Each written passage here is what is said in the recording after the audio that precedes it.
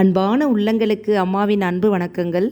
அன்பு ஒன்றே அனாதை சேனலிருந்து அம்மா உங்களை சந்திப்பதில் மிக்க மகிழ்ச்சி அடைகிறேன். இன்றைக்கி நாம் என்ன பார்க்க போகிறோன்னா, இன்றைக்கி இருக்க குழந்தைகளோட மனநிலை எப்படி இருக்குது அப்படிங்கிறது தான் நம்ம பார்க்க போகிறோம்.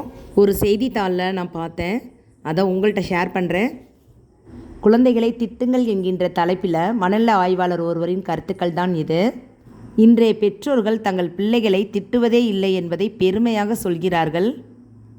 ஆனால் இப்படி திட்டி வளர்க்காத பிள்ளைகளை தான் டீச்சர் திட்டினாங்க, அம்மா முறைச்சாங்க, அப்பா அடிக்க வர்றாங்க என சின்ன சின்ன காரணங்களுக்காக இப்போ இருக்க குழந்தைகள் தற்கொலை வரை செல்கிறார்கள். பெற்றோர்களிடமும் ஆசிரியர்களிடமும் திட்டு வாங்கும் குழந்தைகள் என்றைக்குமே தோல்வி என்பதே கிடையாது. தவறு செய்கின்ற குழந்தைகளை பெற்றோர்கள் திட்டி திருத்துவது இயல்பான விஷயந்தான். அதனால் உங்கள் குழந்தைகளை வசவுகளுக்கு பழகுங்கள். அது அவர்களுக்கான மன அழுத்த மேலாண்மை. குழந்தைகளை திட்டி வளர்ப்பது அத்தனை நல்ல விஷயமா என்கின்ற கேள்வியை குழந்தைகள் மனநல மருத்துவர் ஜெயந்தினியிடம் கேட்டோம்.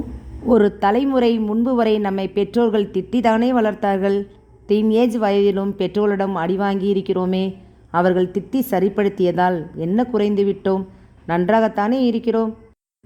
பிள்ளைகளை பெற்றோர்களும் ஆசிரியர்களும் திட்டுவது தங்கத்தை புடம் போடுவதற்கு சமம். இன்றைய குழந்தைகளுக்கு அறிவுத்திறனும் நினைவுத்திறனும் அபாரமாக இருக்கின்றன. அவர்களை கொண்டாட வேண்டிய இடங்களில் கொண்டாடி, குட்ட வேண்டிய இடத்தில் குட்டி வளர்த்தால் மிகப்பெரிய சாதனைகளுக்கு சொந்தக்காரர்கள் ஆவார்கள். நான் தான் என் பெற்றோரிடம் திட்டும் அடியும் வாங்கி வளர்ந்தேன், என் பிள்ளைகளும் அப்படி வளர வேண்டுமா என்று நீங்கள் நினைப்பது தவறு.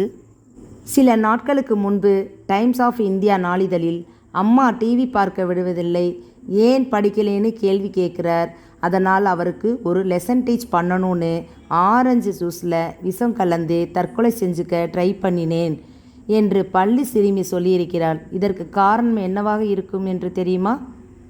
நம்ம குழந்தைகளை சிறு வயதிலிருந்து ஏய் என்கின்ற அதட்டல் கூட போடாமல் வளர்த்துவிட்டு திடீரென்று பிள்ளை கைமீறி போகிறதே என்கின்ற பயத்தில் தட்டி கேட்கும்போது அவர்கள் மனம் உடைந்து அதிர்ச்சியிலும் கோபத்திலும் தவறான முடிவை எடுக்கிறார்கள்.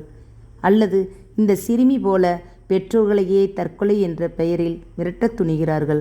மேலே சொன்ன சிறுமி போல் இல்லாமல் பெற்றோரிடமும் ஆசிரியர்களிடமும் தங்களின் தவறுகளுக்காக திட்டு வாங்கும் குழந்தைகள் அவற்றை திருத்திக் கொள்வார்கள். தங்கள் தவறுகளினால் கிடைக்கும் தோல்விகளிலிருந்து சீக்கிரமே மீண்டு வருவார்கள். குழந்தைகளை தண்ணீர் போல வளர்க்க வேண்டும். அப்போதுதான் எந்த சூழ்நிலைக்கும் ஏற்றவாறு தங்களை அட்ஜஸ்ட் செய்து கொள்வார்கள். ஒருவரை அனுசரிப்பது, அவர்களை குற்றம் குறைகளுடன் ஏற்றுக்கொள்வது, அடுத்தவர்களுக்கு விட்டு கொடுப்பது, தன் தவறுகளுக்கு மன்னிப்பு கேட்பது, மற்றவர்களை மன்னிப்பது, தான் கேட்பது எல்லாம் கிடைக்கும் என்ற மனப்பான்மையிலிருந்து விடுபடுவது போன்ற குணங்களை 5 வயதிற்கு உள்ளாகவே குழந்தைகளிடம் வளர்ப்பது அவசியம்.